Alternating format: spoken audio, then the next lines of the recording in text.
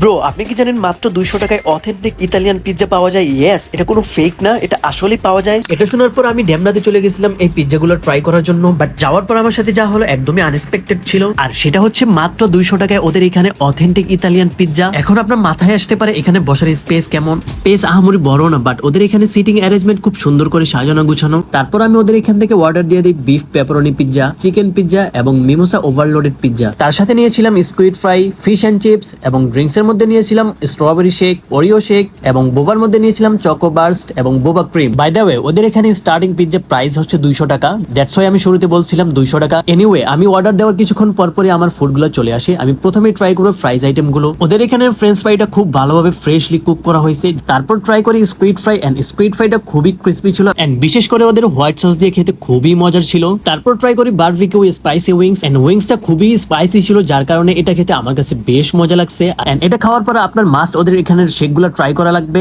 And spicy খাওয়ার পর যখন আমি শেকগুলো ট্রাই করছিলাম অনেকটা শান্তি লাগছিল, অনেকটা রিফ্রেশিং লাগছিল। দেন ট্রাই করি beef pepperoni pizza. Spicy beef পেপারনির ফ্লেভার এবং মেল্ট মজারেলা চিজের কম্বিনেশনটা একদম পারফেক্ট ছিল।